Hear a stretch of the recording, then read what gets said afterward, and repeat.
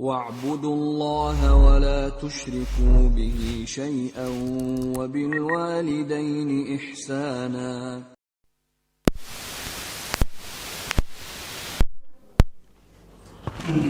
إن الحمد لله نحمده ونستعينه ونستغفره ونعوذ بالله من شرور أنفسنا وسيئات أعمالنا من يهده الله فلا مضل له ومن يضلل فلا هادي له أشهد أن لا إله إلا الله وأشهد أن محمدا عبده ورسوله قال الله تعالى في كتابه الكريم يا أيها الذين آمنوا اتقوا الله حق تقاته ولا تموتون إلا وأنتم مسلمون وقال أيضا يا أيها الناس اتقوا ربكم الذي خلقكم من نفس واحدة وخلق منها زوجها وبث منهما رجالا كثيرا ونساء واتقوا الله الذي تساءلون به والأرحام إن الله كان عليكم رقيبا. أما بعد فإن أصدق الحديث كتاب الله. Sesungguhnya perkataan yang paling benar adalah Al-Quranul Karim. Wa khairul huda huda Muhammad sallallahu alaihi wasallam. Dan sebaik-baik petunjuk yang harus kita ikuti di dalam agama kita adalah petunjuk yang telah diajarkan oleh Nabi sallallahu alaihi wasallam. Allah berfirman, "Fabi hudahum muqtadi." Dan petunjuk-petunjuk para nabi itu hendaklah kalian mengikutinya. Kemudian kelanjutan hadis Nabi sallallahu alaihi wasallam, "Iyyakum wa muhdatsatil umur." Jauhilah oleh kalian perkara-perkara yang baru di dalam agama. Fa inna kullu muhdatsatin bid'ah. Perkara yang baru dalam agama itulah yang dikenal dengan bid'ah. Wa kullu bid'atin dhalalah wa kullu dhalalatin finnar. Setiap bid'ah itu merupakan sesat dan setiap kesesatan pasti tempatnya di dalam neraka. Ikhwati azanallahu wa iyyakum, kita akan mencoba mengkaji perjalanan hidup manusia yang paling mulia, makhluk pilihan Allah Subhanahu wa taala, afdalur rasul, rasul yang paling afdal dan imamnya para anbiya, yaitu Muhammad bin Abdullah bin Abdul Muttalib bin Hashim sallallahu alaihi wasallam. Semoga dengan mengkaji perjuangan atau kehidupan sirah beliau akan menumbuhkan rasa cinta kita kepada Nabi sallallahu alaihi wasallam dan bisa mengikuti jejak beliau baik dalam kehidupan ibadah, akhlak maupun dakwah. Kecintaan kepada beliau dan menjadikan beliau sebagai qudwah ini merupakan suatu keharusan dan memiliki fadilah yang luar biasa. Yang pertama, Nabi SAW bersabda dalam sebuah hadis riwayat Imam Tirmizi, "Man habbani fahuwa ma'i fil jannah." Barang siapa yang cinta kepadaku, maka dia akan berkumpul bersamaku di dalam surga Allah Subhanahu wa taala. Surga Nabi sallallahu itu surga yang paling tinggi, yaitu Jannatul Firdaus. Atapnya adalah Arsy Allah. Dan surga Firdaus itu merupakan sumber mata air semua surga-surga yang ada. Nah, orang yang cinta kepada beliau akan berkumpul bersama beliau di surganya nanti. Dan kecintaan kepada Nabi SAW itu bukan hanya dengan klaim saja, tidak bisa diraih dengan klaim semata, harus ada sebabnya. Di antaranya adalah kita mempelajari sirah beliau, membaca sejarah kehidupan Nabi SAW. Ini menunjukkan kecintaan kita kepada Nabi SAW. Ya. Demikian pula Allah SWT katakan, "Laqad kana lakum fi Rasulillahi uswatun hasanah." Telah ada pada diri Nabi itu adalah contoh yang baik. Nah, bagaimana kita bisa udwah kepada beliau kalau kita tidak mempelajari sirah perjalanan hidup Nabi SAW? Makanya para ulama mengatakan bahwasanya sirah nabawiyah ini merupakan afdalul ilmi, ilmu yang sangat afdal sekali. Namun sayangnya banyak kaum muslimin yang tidak menyadari akan hal ini. Ya, banyak kaum muslimin fokus pada cabang-cabang ilmu yang lainnya. Baik ikhwati azanallahu wa iyyakum, kita mulai dengan al-jahru bidakwah. Dakwah Nabi SAW secara terang-terangan. Sebelum fase berdakwah secara terang-terangan, Allah Subhanahu wa taala mula-mula memerintahkan kepada Nabi untuk berdakwah secara sirriyah. Ad-dakwah bi as-sirriyah, berdakwah secara sir, dan ini berlangsung selama 3 tahun. Para ulama menyebutkan hikmah Allah memerintahkan kepada nabinya berdakwah secara sirriyah karena kaum Arab pada zaman dulu atau kaum Quraisy, ya, mereka orang-orang memiliki sikap yang sangat kaku sekali. Mereka tidak bisa melihat sesuatu yang berbeda dengan mereka, dan tentunya ini merupakan fanatisme jahiliyah. Kalau ada yang berbeda dengan mereka, mereka akan menyelesaikan dengan cara kekerasan. Nah, ini termasuk fanatisme jahiliyah. Kalau ada orang yang hendak menyelesaikan permasalahan dengan cara yang keras, ya, bukan dengan lemah lembut sebagaimana dicontohkan Nabi SAW, maka ini telah ada fanatisme jahiliyah padanya.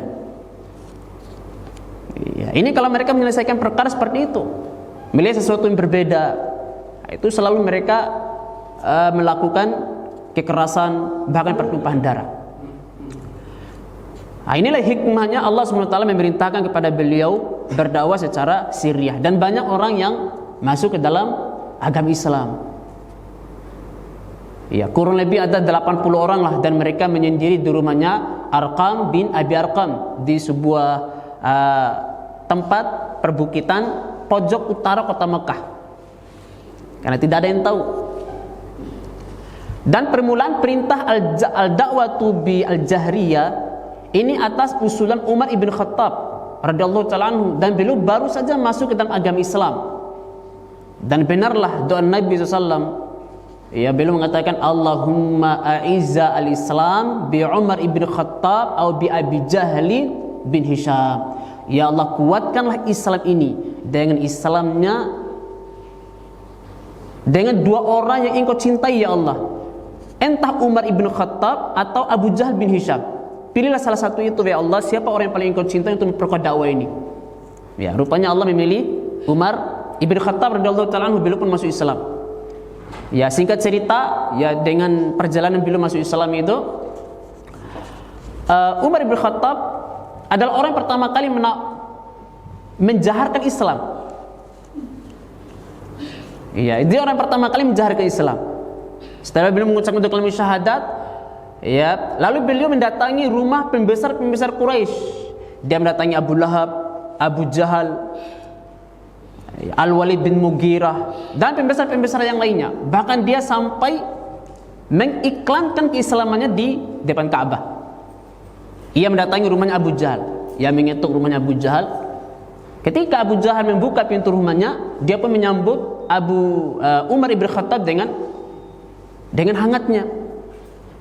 Ya Umar, ahlan wa sahlan ya Umar. Ya, karena Umar ini orang yang berpengaruh, orang yang mereka segani. Maka Umar bin Khattab dengan lantang mengatakan, "Inni qad aslamtu ya Abu Jahal." Sesungguhnya aku telah masuk Islam wahai Abu Jahal. Tidak bertele-tele Umar ini. Dia mengucapkan kalimat syahadat. Yang tadinya dia menyambut Nabi Muhammad dengan rahmat penuh kasih sayang, lalu ia berkata, "Qabbahallahu wajhaka ya Umar." Semoga Allah memburukan wajahmu wahai Umar. Ya, dia menutup pintu dengan keras. Ya, kemudian Umar bin Khattab ia datang ke rumah pembesar-pembesar yang lainnya. Dia sampaikan bahwasanya dia telah masuk ke dalam agama Islam. Ya, semua rumah pembesar-pembesar Quraisy. Ya. Namun pembesar-pembesar Quraisy ini mereka merasa kecewa sekali, dan mereka tidak bisa berbuat apa-apa terhadap Umar. Karena Umar ini adalah orang yang sangat kuat, berpengaruh dia. Ini tidak ada orang yang berani menyiksa Umar. Kemudian Umar bin Khattab datang ke Ka'bah, ia mengiklankan keislaman di hadapan orang-orang yang sedang lewat. Wahai manusia, ini qad aslamtu fashhadu asyhadu an la ilaha illallah wa anna Muhammadar Rasulullah. Wahai manusia, aku telah masuk Islam, saksikanlah bahwasanya tidak ada Tuhan yang hak diibadahi kecuali Allah, dan Muhammad adalah utusan Allah. Ya, dia keliling kota Mekah, dia iklankan keislamannya, tidak ada yang berani. Sampai akhirnya pembesar-pembesar Quraisy mengumpulkan pemuda-pemuda yang kuat untuk mengeroyok Umar ibn Khattab. Nah, ini pertama kali al-jahru bid-da'wah, menampakkan dakwah. Abdullah bin Umar, anaknya Umar bin Khattab, meriwayatkan, saya menyaksikan bapak saya bertempur melawan 50 pemuda Quraisy yang kuat-kuat dari pagi sampai tenggelamnya matahari. Lihat bagaimana kuatnya Umar bin Khattab itu. Umar bin Khattab ini sebelum masuk Islam dia sangat keras terhadap Islam. Bahkan sampai-sampai orang mengatakan mustahil Umar itu masuk Islam. Saya lebih percaya ontanya Umar masuk Islam ketimbang Umar sendiri. Saking mustahilnya Umar itu masuk Islam, karena dia sangat keras terhadap Islam. Namun hidayah yang berbicara, dan ini terkabulnya doa Nabi SAW, Islamnya Umar itu. Nah, kemudian Umar ini mengusulkan kepada Nabi, ya Rasulullah, alasna ala haq, bukankah kita berada di atas al haq, wahai Rasulullah? Wahum alal batil, dan mereka itu di atas kebatilan. Naam, iya benar, kita berada di atas al haq. Lalu kenapa kita diam di sini? Kenapa kita tidak tampakkan dakwah ini? Sampaikan dakwah kepada manusia. Nah, ini usulan Umar bin Khattab. Dan subhanallah, ternyata usulan Umar bin Khattab ini disetujui oleh Allah Subhanahu wa taala. Lihat, bukan hampir ya, semua usulan Umar selalu disetujui oleh Allah Subhanahu wa taala. Ya, di beberapa keadaan ketika ada usulan Abu Bakar, Rasulullah dan Umar, selalu Allah memilih Umar. Ya, selalu Allah memilih pendapatnya Umar. Makanya Umar dinamakan dengan Al-Faruq. Ya, bisa membedakan. Ya, membedakan dengan tepat. Feelingnya Umar ibn Khattab itu sangat tepat sekali. Ya, makanya Umar, sebagaimana kata Nabi SAW, setiap umat itu ada muhaddatsun, dan muhaddatsun pada umat ini adalah Umar ibn Khattab, kata Nabi SAW. Ibnu Hajar mengatakan muhaddatsun itu mirip kayak wahyu, selalu dibimbing oleh wahyu. Ya, dibimbing oleh malaikat. Ini Umar bin Khattab ini. Ya, dalam hadis yang lain, andaikan ada nabi setelahku, maka Umar lah yang berhak menjadi nabinya. Ya, ini Umar bin Khattab ini. Nah, kemudian turun firman Allah Subhanahu wa taala, "Wa anzir ashiratakal aqrabin." Hendaklah engkau memberikan peringatan kepada keluargamu, wakhfi janahaka liman ittaba'aka minal mu'minin, dan hendaklah engkau rendahkan dirimu kepada kaum muslimin mengikutimu. Nah, ini ayat yang memerintahkan kepada Nabi untuk al-jahru bidakwah setelah usulan Umar ibn Khattab, yaitu berdakwah kepada keluarga terlebih dahulu. Ya, kemudian Nabi SAW menjamu semua keluarganya dari Bani Hashim, Bani Abdul Muttalib, semua orang Quraisy diundang oleh Nabi SAW makan di rumah Khadijah bintu Khuwailid. Ada Abu Jahalnya, ada Abu Talibnya dan sebagainya. Ya, setelah mereka selesai makan, maka mulailah Nabi SAW berbicara. Apa kata Nabi SAW? Inna ra'ida la yukadzibu ahlahu. Sesungguhnya seseorang itu tidak akan mendustakan keluarganya. Wallahi lau kadzabtun nasa jami'an ma kadzabtukum. Demi Allah, seandainya saya ini mendustai semua manusia, paling tidak saya tidak mendustai kalian sebagai keluarga saya. Andaikan saya, kata beliau, walau garartun nas jami'an ma garartukum. Andaikan saya menipu semua manusia, setidaknya saya tidak menipu kalian. Lihat, ini pembukaan metode pembelajaran disampaikan oleh Nabi sallallahu alaihi wasallam. Andaikan beliau itu adalah seorang pendusta, setidaknya beliau tidak mendustai keluarganya. Ya, ini beliau mengawali dakwah seperti itu, supaya manusia itu mau yakin, percaya kepada beliau. Maka beliau mengatakan, wallahi la ilaha illahu, inilah Rasulullah, demi Allah tidak Tuhan yang hak kecuali Allah, sesungguhnya aku ini adalah utusan Allah, aku diutus kepada semua manusia. Sesungguhnya kalian akan mati, kemudian kalian akan dibangkitkan oleh Allah Subhanahu wa taala, dan kemudian kalian akan dihisab oleh Allah Subhanahu wa taala atas apa yang kalian perbuat. Ya, akan dihisab, kemudian akan dibalas oleh Allah. Yang baik dihisab dengan yang baik, yang buruk dihisab dengan yang buruk. Ada surga dan surga itu kekal, ada neraka dan neraka itu kekal. Ini awal pembicaraan dari Nabi sallallahu alaihi wasallam. Fatakallamal qaum kalaman layyinan ghairu ammihi Abi Lahab. Ya, Keluarga Nabi yang lain pun mereka berbisik-bisik, kemudian menyampaikan pandangannya kepada Nabi, berbicara dengan lemah lembut, layyinan. Kecuali Abu Lahab. Ya, semua keluarga Nabi, ya, mereka berbicara kepada Nabi dengan lemah lembut. Abu Lahab, ya, ia mencela Nabi SAW, berkata dengan perkataan yang sangat jelek sekali kepada Nabi SAW. Kenapa harus Anda menjadi Nabi? Bukankah di Mekah ini masih banyak pembesar-pembesar Quraisy? Mereka adalah orang-orang yang berpengaruh, lebih berhak untuk menjadi Nabi daripada Anda. Nah, sombongnya Abu Lahab ini. Kenapa harus Muhammad jadi Nabi? Ya, ada kita-kita ini yang lebih berhak, yang lebih tua, yang lebih berpengaruh. Ya, pemimpin-pemimpin Quraisy banyak. Ya, ada Al-Walid bin Mughirah dan lain sebagainya. Ada Abu Jahal. Kenapa bukan mereka yang jadi Nabi? Kenapa harus Anda? Siapa Anda? Ya, ia meremehkan keponakannya. Ya. Yang masuk Islam di sini adalah Sofia binti Abdul Muttalib. Ya, karena dakwah itu. Sofia binti Abdul Muttalib. Tantenya Nabi SAW, ya, ibundanya Zubair bin Awam. Ibundanya Zubair bin Awam. Ya, Sofia binti Abdul Muttalib merupakan tante Nabi SAW. Di situ beliau masuk ke dalam agama Islam. Kemudian bangkitlah Ali bin Abi Thalib. Ali bin Abi Thalib masih kecil, umurnya 10 tahun. Ya, ia berkata, asyhadu an la ilaha illallah wa annaka rasulullah. Saya siap membela engkau wahai Rasulullah, saya siap bersama engkau wahai Rasulullah, kata Ali bin Abi Thalib. Namun Rasulullah SAW membutuhkan yang lain. Ali bin Abi Thalib ini anak kecil. Ya, yang diinginkan oleh Rasulullah SAW itu adalah bagaimana perkataan paman-paman yang lainnya. Kemudian berkata Abu Lahab, wahai kalian semua, halangilah Muhammad ini. Jangan sampai dakwah Muhammad tersebar di seluruh penjuru Arab sehingga kalian menjadi orang yang hina. Gara-gara Muhammad yang menyebarkan dakwah ini, sehingga orang-orang Arab masuk ke dalam agama ini, kalianlah menjadi orang yang hina. Ya, karena Muhammad adalah keluarga kalian. Kenapa kalian tidak mencegahnya? Kalian harus mencegah Muhammad ini.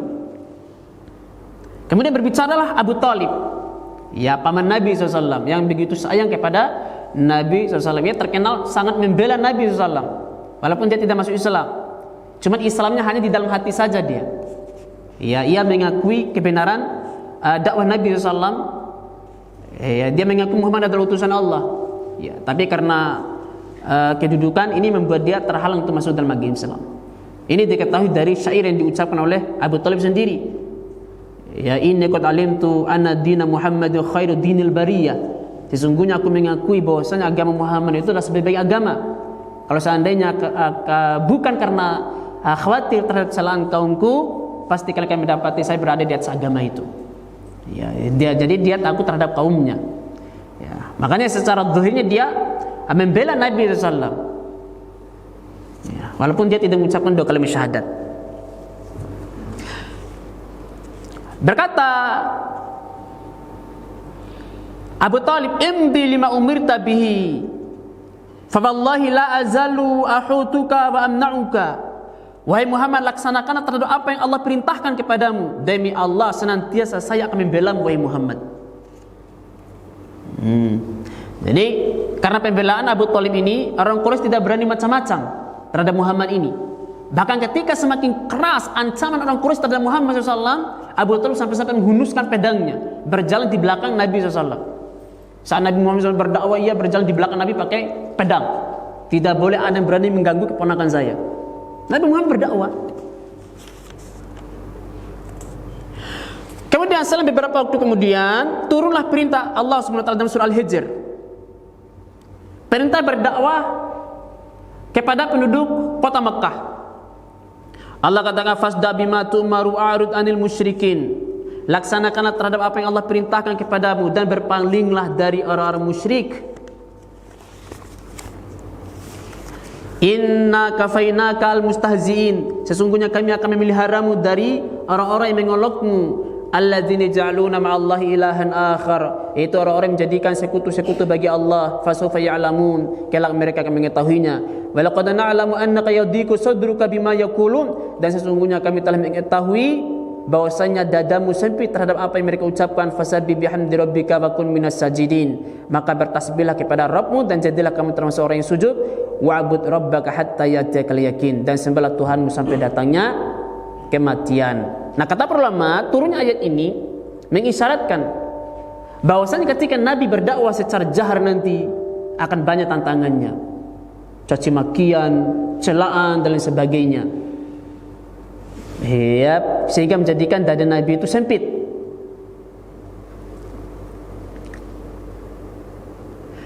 Kemudian Allah perintahkan bertasbihlah kepada Allah. Jadi ketika kita berdakwah dicaci maki oleh manusia, banyak tantangannya, bertasbihlah kepada Allah.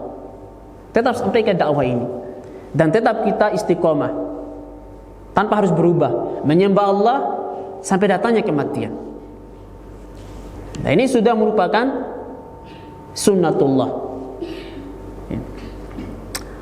Maka Nabi SAW beliau naik di atas Jabal As-Safa, naik di atas gunung Safa. Ya, ini sudah mulai perintah menjaharkan dakwah kepada penduduk kota Makkah. Pertama kali Nabi menyerukan dengan suara yang sangat lantang sekali, ya sobah, ya sobah, ya sobah. Ya, sobah itu artinya waktu pagi.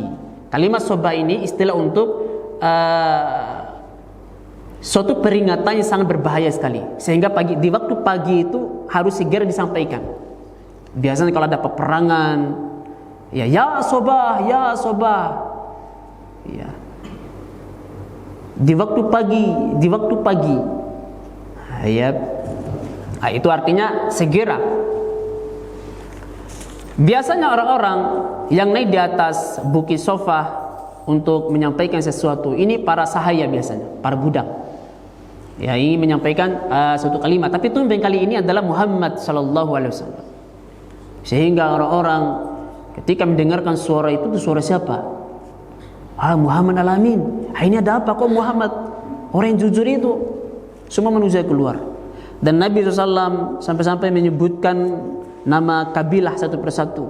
Ya Bani Fihr, wahai orang Quraisy. Ya Bani Adi, wahai keturunan Adi. Ya Bani Fulan, ya Bani Fulan, ya Bani Abdul Manaf, ya Bani Abdul Muttalib. Ya. Hari semua manusia keluar mendengarkan seruan itu, karena mereka tahu bahwasanya itu adalah seruan Muhammad. Wah, jangan-jangan ada khabar yang penting ini. Ini Muhammad bukan sembarang orang, karena biasanya menyeru itu adalah para budak biasanya. Sampai-sampai ada orang tidak bisa pergi karena ada halangan, dia utus orang lain.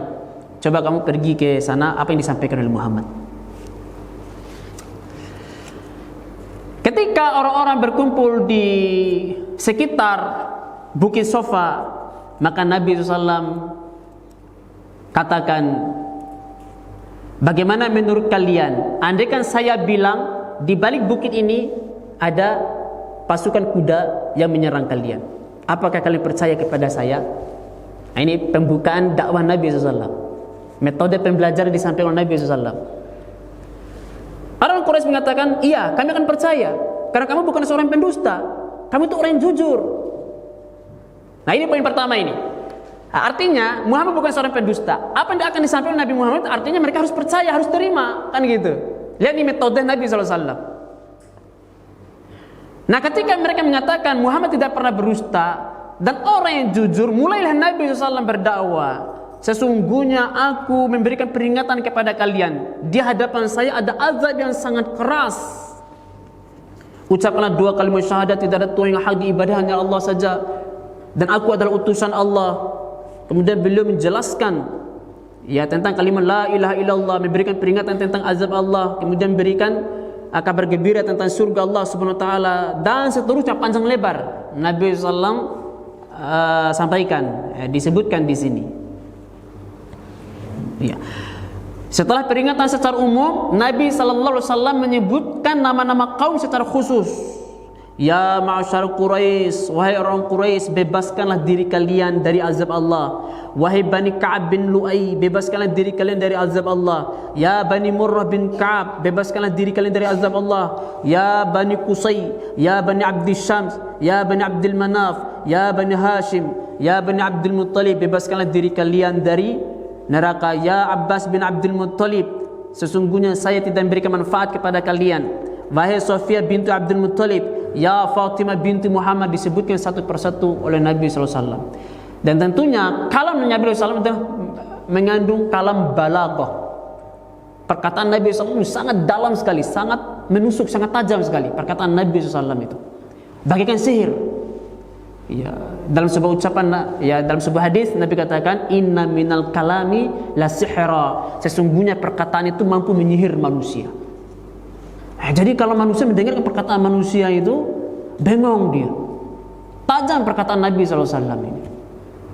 Sehingga para ulama menyebutkan ketika Nabi berdakwah di situ, di dalam hati kecil manusia itu membenarkan apa yang disampaikan oleh Nabi SAW. Saking kuatnya penyampaian Nabi SAW itu. Nah, yang kurang ajar di sini Abu Lahab. Ini yang bikin buyar. Tiba-tiba tampil Abu Lahab, tabbat laka ya Muhammad, alihada jama'atana. Celakalah engkau Muhammad, hanya gara-gara ini engkau menyampaikan, engkau mengumpulkan semua manusia wahai Muhammad, hanya gara-gara engkau menyampaikan ini. Lalu ia mencaci maki Nabi SAW. Ia memberikan subhat-subhat kepada manusia. Saya ini pamannya Muhammad, orang dekat dengan Muhammad, sedarah dengan Muhammad, paling tahu tentang Muhammad ini. Dia memberikan subhat. Ya kalau orang lain mencela Muhammad itu kan ya wajar, mungkin karena kebencian. Tetapi kalau orang dekatnya sendiri, biasanya kalau orang dekatnya lebih tahu, dia membuat fitnah dan subhan dan sebagainya. Ya, turunlah surah Al-Lahab. Surah Al-Lahab. Ya, yang menyebutkan tentang masalah ini, peristiwa ini.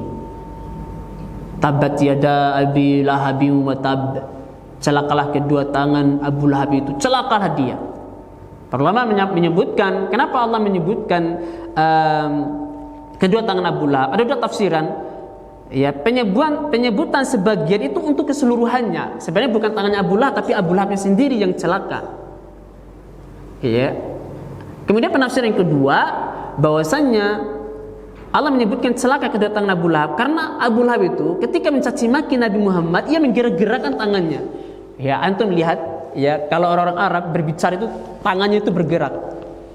Ya, orang Arab itu berbicara tangannya itu bergerak. Apalagi dia lagi mencaci maki, ya melaknat manusia, ya tangannya itu bergerak. Sehingga Allah menyebutkan celakalah kedua tangan Abu Lahab. Ma aghna anhuma luhu wa ma kasab.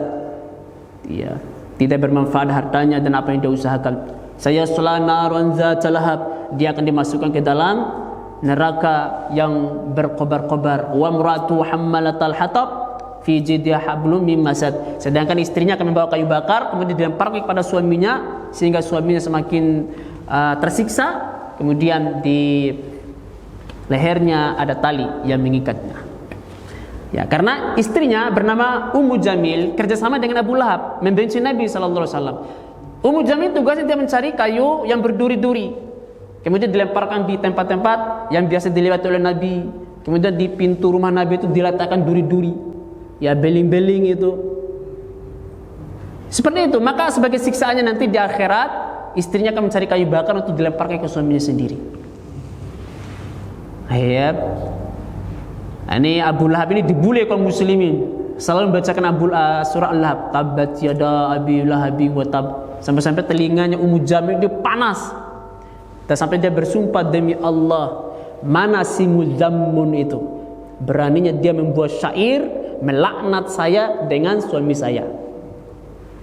Ummu Jamil akhirnya dia mengambil kerikil untuk dilemparkan kepada Nabi Muhammad SAW. Dia pergi ke Al-Ka'bah. Dia melihat ada Abu Bakar, dan di samping Abu Bakar adalah Rasulullah SAW. Ya, dia datang kepada Abu Bakar, ya Abu Bakar, mana sahabat kamu si Muzammun itu? Muzammun ini lawan dari Muhammad. Kalau Muhammad itu kan artinya orang terpuji. Ya, kalau Muzammun orang yang tercela. Ya, dia panggil Nabi Muhammad dengan Muzammun. Wahai Abu Bakar, mana si Muzammun itu? Beraninya dia membuat syair melaknat saya dengan suami saya. Saya bersumpah atas nama Allah, kalau saya melihat si Muzammun akan saya lempar mulutnya Muhammad dengan batu ini sehingga memenuhi perutnya. Abu Bakar diam, dia kaget. Loh, kok dia mencari Nabi Muhammad sedangkan Nabi Muhammad ada di samping Abu Bakar As-Siddiq. Sampai akhirnya si Ummu Jamil pergi. Ayah, berkata Abu Bakar, ya Rasulullah, apakah si Ummu Jamil itu tidak melihat Anda ya Rasulullah? Maka Rasulullah bersabda, sesungguhnya Allah telah menghijab penglihatan Ummu Jamil.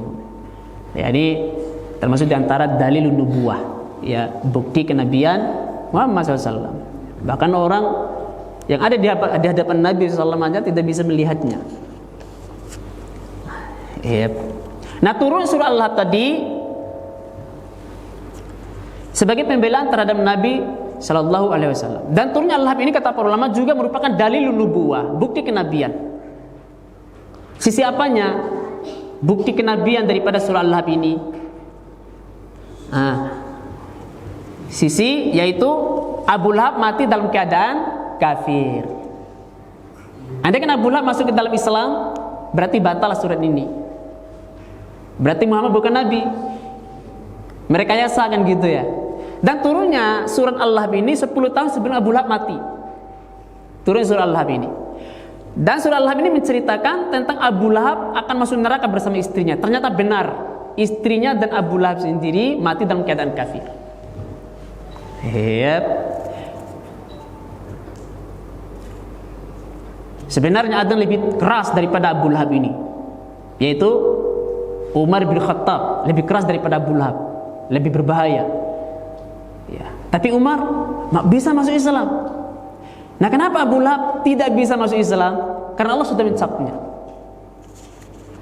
Ya, makanya kata para ulama, surah Al-Lahab ini merupakan dalil nubuwah, bukti kenabian Muhammad SAW, sehingga para ulama menyebutkan andaikan Abu Lahab itu masuk ke dalam agama Islam sama seperti pembesar-pembesar Quraisy yang lainnya, berarti tidak ada bukti kenabian. Muhammad rekayasa berarti. Paham ya? Taib. Kemudian Nabi SAW mulai berdakwah, ya, dari lorong ke lorong, dari rumah ke rumah, beliau terang-terangan berdakwah. Para sahabat yang lainnya itu mereka sudah mulai terang-terangannya sholat di depan Ka'bah. Ya, karena ada Umar yang melindunginya. Sedangkan Nabi SAW beliau terus berjalan dan manusia semakin hari makin bertambah masuk ke dalam agama Islam. Yep. Suatu ketika tibalah musim haji. Nah, ini membuat orang kafir Quraisy deg-degan, ketakutan mereka. Ini Muhammad orang sangat bersemangat di dalam berdakwah. Ya, mereka berkumpul di Darun Nadwah, tempat perkumpulan orang-orang Quraisy. Kalau ada masalah-masalah besar, mereka bertemu di Darun Nadwah itu. Wahai kaum, sebentar lagi musim haji. Ya, manusia akan datang dari penjuru Arab. Nah, ini kesempatan Muhammad untuk mendakwahkan mereka. Sedangkan kata-kata Muhammad ini bisa mempengaruhi manusia. Kalau manusia masuk ke dalam agamanya Muhammad ini, ya, apa jadinya? Islam akan tersebar. Kalau begitu kita bikin fitnah tentang Muhammad ini. Yang berbicara ini adalah Al-Walid bin Mughirah yang bilang seperti itu. Kira-kira apa yang kita tuduhkan kepada Muhammad ini? Ayo sampaikan apa yang kita tuduhkan kepada Muhammad. Maka kaumnya mengatakan, kamu aja wahai Al-Walid, kira-kira apa yang kita sampaikan kepada manusia tentang tuduhan terhadap Muhammad. Ya, maka Al-Walid balik kepada mereka, kalianlah yang mengatakannya. Maka orang Quraisy sepakat, kita katakan Muhammad itu adalah kahin, seorang dukun. Maka dibantah oleh Al-Walid, wah, kalau kita katakan Muhammad dukun, nanti orang-orang Arab akan mendustakan kita. Kita sama-sama tahu bagaimana praktek perdukunan itu. Ya, baca mantra, kemudian ditiup-tiup, dan lain sebagainya. Ya kan? Bacaan-bacaan yang tidak jelas. Sedangkan Muhammad itu perkataannya bukan seperti perkataan dukun. Nah, iya, nanti orang-orang Arab akan mendustakan kalian. Terus kita bilang apa? Oh, kita katakan Muhammad itu majnun. Wah, enggak. Kita tahu orang majnun itu seperti apa, ngomongnya enggak jelas, enggak karuan. Ya, orang ngomong A, dia ngomongnya B. Orang ngomong C, dia ngomongnya H. Nah, ini orang gila. Sedangkan Muhammad itu tidak nampak orang gilanya. Dan kata-katanya luar biasa, tersistematis perkataannya Muhammad itu. Tajam lagi omongannya. Nanti orang Arab akan bantah kalian. Terus kalau begitu kita bilang apa? Nah, kita bilang aja Muhammad itu syair. Lah, kita kan ahli syair. Semua orang Arab bisa bersair. Sedangkan Al-Quran dibuat oleh Muhammad itu tidak seperti syair. Jadi orang itu bisa menilai bagaimana sajaknya syair itu, susunan syair itu orang bisa menilainya. Tapi kalau mereka mendengarkan Al-Quran, ini bukan syair. Makanya banyak orang-orang Arab, orang ahli syair, ketika mereka mendengarkan Al-Quran, ini bukan syair ini. Ini suatu peringatan ini. Al-Quran ini bukan syair. Ya, karena mereka tahu betul tentang syair itu. Terus kita bilang apa? Kita bilang aja sihir. Wah, kalau sihir juga bukan. Bingung mereka. Hayat. Kita tahu bagaimana sihir itu. Kita juga pernah melakukan praktek sihir. Kita mendatangi orang ahli sihir. Bagaimana mereka melakukan. Tapi Muhammad tidak seperti itu. Akhirnya mereka pikir keras. Ya, makanya Allah berfirman dalam surah Al-Haqqah itu. Innahu laqaulu rasulin karim. Wa ma huwa biqauli syair. Wa ma apa Ustaz?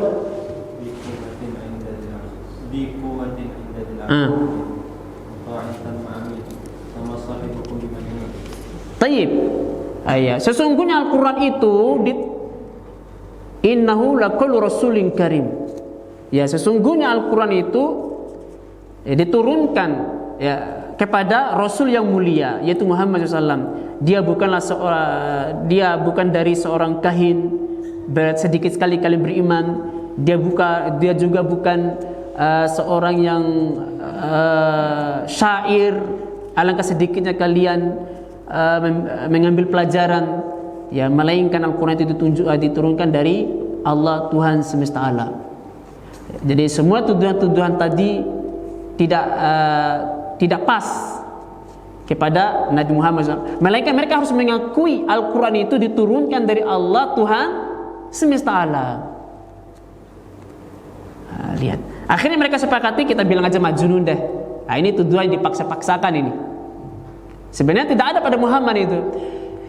Kemudian ketika tiba jemaah haji, subhanallah, Nabi SAW antusiasnya mengelilingi jemaah haji, mendatangi kemah, mendatangi orang jemaah haji, berdakwah kepada mereka, wahai manusia, ucapkan la ilaha illallah, saya adalah utusan Allah.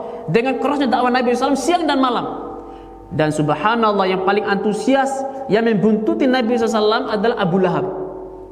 Wahai manusia, saya adalah pamannya Muhammad, jangan kalian mendengarkan orang ini, dia orang gila. Siapa yang mengikuti orang ini, pasti dia akan cerai dengan istrinya. Pasti dia akan menjadi musuh bagi bapaknya. Pasti dia akan berpisah dengan keluarganya. Ya, dia orang gila. Setiap kali berdakwah Nabi SAW selalu dibantah oleh si Abu Lahab ini. Dia ikut terus. Ya, sampai selesai ibadah haji. Woi, merasa puas, merasa satu pun tidak ada jemaah haji yang masuk Islam. Sukses mereka. Puasnya luar biasa mereka ini. Mereka merasa puas. Yep.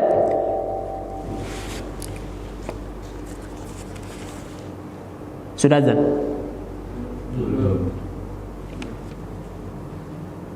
Belum? Sudah? Taib.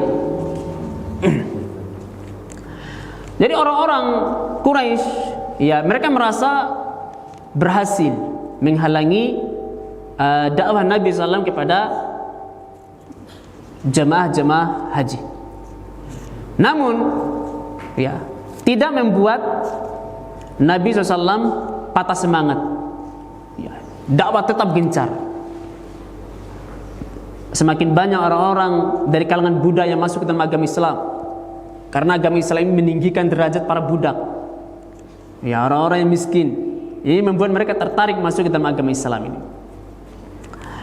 Kemudian subulu syatta li muwajahati dakwah, berbagai macam cara orang-orang Quraisy untuk menghalangi dakwah Nabi Sallallahu Alaihi Wasallam. Yang pertama, mereka melakukan istihza dan meremehkan. Istihza dan meremehkan. Ya, jadi setiap Rasulullah SAW berjalan, ya, mereka selalu ngolok Nabi SAW. Ya, ini untuk menciut nyali Nabi SAW. Demikian pula para sahabatnya. Mereka mengatakan, inikah orang-orang yang akan menguasai dunia? Inikah yang akan menguasai Romawi dan Persia? Ditertawakan oleh mereka ini, orang Quraisy. Lihat ini orang-orang budak-budak ini akan menguasai dunia ini. Karena Nabi SAW itu selalu membicarakan tentang perkara-perkara yang akan datang. Kalian akan menguasai dunia. Kalau kalian mengucapkan la ilaha illallah, dunia akan berada di tangan kalian. Iya. Sementara yang masuk Islam orang-orang budak, orang-orang lemah. Gimana bisa menguasai dunia, menguasai Persia dan Romawi? Ya, seperti Amerika dan Rusia sekarang ini. Ya, kalau Timur Leste bilang kalian akan menguasai Amerika dan Rusia, ditertawai oleh dunia. Ya, Timur Leste negara baru kemarin, lemah, tidak punya kekuatan, ya kan? Nah, kaum muslimin, para budak, ya, akan menguasai dunia, terutama Persia dan Romawi pada saat itu. Nah, ini dijadikan bahan olokan oleh mereka. Kemudian mereka juga mengolok Nabi Sallallahu Alaihi Wasallam dan mengatakan, hadza huwa ibnu Abi Kabasyah, ba'atsallahu rasulan yatakallam minas sama. Ini adalah putra Abu Kabasyah yang diutus oleh Allah menjadi rasul. Ia berbicara dari langit. Ya, Abu Kabasyah ini kakek Nabi SAW yang keberapa? Dia beragama Nasrani. Ia juga berdakwah agar manusia menyembah hanya kepada Allah saja. Ya, sehingga ia dimusuhi oleh kaumnya. Nah, ketika mereka melihat dakwah Nabi SAW, ya sama persis seperti dakwahnya Abu Kabasyah. Mereka menisbahkan kepada Abu Kabasyah. Kakek Nabi keberapa? Keempat atau kelima. Ini adalah putranya Abu Kabasyah yang ngaku berbicara dari langit. Ini olokan-olokan mereka terhadap Nabi Sallallahu Alaihi Wasallam. Melihat semakin gencarnya dakwah Nabi Sallallahu Alaihi Wasallam dan tidak mampu mereka membendungnya karena antusias Nabi SAW dan juga karena pertolongan dari paman beliau, maka mereka melakukan berbagai cara, ya, untuk menciut nyali Nabi SAW dan para sahabatnya dengan cara mengolok Nabi SAW dan juga mengolok para sahabatnya. Kemudian cara yang kedua yaitu mereka membuat syubhat, isaratus syubhat, menyebarkan syubhat, ya, untuk menyaingi Al-Quran. Mereka membuat syubhat yang mereka buat yaitu tentang kisah-kisah atau dongeng-dongeng zaman dulu, supaya orang berpaling dari Al-Quran, sehingga mereka tidak segan-segan, ya, mengutus orang-orang cerdas mereka ke negeri Yaman untuk belajar tentang cerita-cerita dongeng-dongeng zaman-zaman dulu.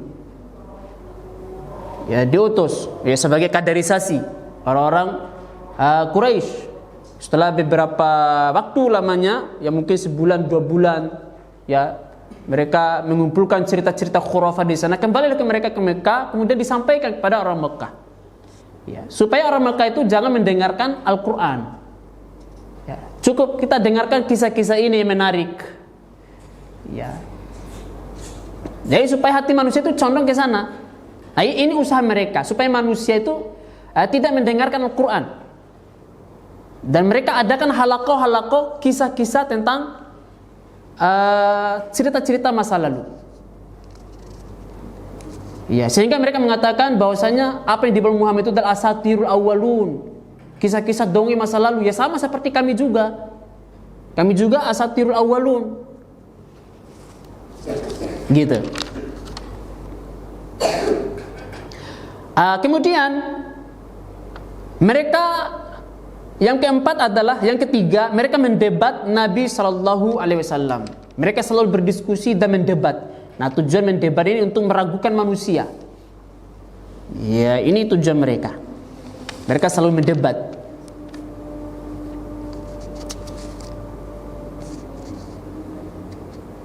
Yang mereka debatkan adalah tentang perkara tauhid. Kemudian tentang kenabian. Kemudian tentang hari kebangkitan setelah kematian.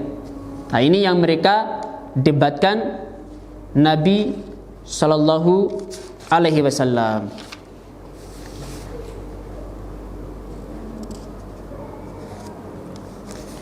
Taib. Sampai di sini ada yang ditanyakan? Oke, kemudian berikutnya mereka menyiksa kaum muslimin. Nah, ini cara-cara mereka untuk menghalangi manusia dari tersebarnya dakwah Islam. Ya, juga menyiksa kaum muslimin dengan siksaan yang luar biasa, di luar daripada mereka manusiaan. Ya, bagaimana siksaan terhadap Khabbab bin Arad. Ya, ditusuk pakai besi panas. Kemudian kepada Bilal bin Rabah. Kemudian Ammar bin Yasir bersama kedua orang tuanya bernama Yasir dan Sumayyah, mati dibunuh. Ya, ini cara-cara mereka untuk menghalangi dakwah Nabi SAW. Taib, ada mau bertanya? Ustaz, kakeknya Nabi yang di atasnya beberapa itu kan beliau berpegang teguh dengan agama Nasrani. Kenapa? Kakeknya Nabi yang berpegang teguh dengan agama Nasrani. Abu Kabasha. Beliau surga atau neraka? Tidak ada informasi dari Nabi SAW beliau surga atau neraka. Tapi yang jelas orang-orang Quraisy mereka mengelok Nabi SAW dengan dengan ibnu Abi Kabasha, anaknya Abu Kabasha, karena dakwah Nabi ini mirip dengan dakwahnya Abu Kabasha, mengajak kepada tauhid. Ya, bahkan sampai di zamannya Waraqah bin Naufal ini masih berpegang teguh terhadap ajaran tauhid, ajaran Nabi Isa alaihissalam. Jadi salafinya orang-orang Nasrani itu masih ada, termasuk Waraqah bin Naufal. Dan Nabi SAW mengatakan, janganlah kalian mencela Waraqah bin Naufal, karena Waraqah bin Naufal itu berada di surga. Orang mencela Waraqah bin Naufal karena Waraqah bin Naufal ini dia menerjemahkan kitab Injil ke dalam kitab Taurat, sehingga orang mencela dia. Nabi mengatakan, jangan kalian mencela dia karena sesungguhnya saya melihat dia di surga. Ya, lantaran Waraqah bin Naufal ini masih berpegang di atas agama tauhid. Salafinya Hawariyun, pengikut Nabi Isa alaihissalam. Yep. Adapun Abu Kabasha ini anak belum dengar hadis tazkiyah Nabi SAW kepada beliau, tapi yang jelas orang Quraisy menisbahkan Nabi SAW kepada Abu Kabasha lantaran karena Abu Kabasha ini berdakwah kepada tauhid. Nah, cukup ya. Oke, kita cukupkan saja deh. Waktu masih 4 menit. Ya, subhanakallahumma bihamdik, asyhadu an la ilaha illa anta astaghfiruka wa atubu ilaik. Assalamualaikum warahmatullahi wabarakatuh.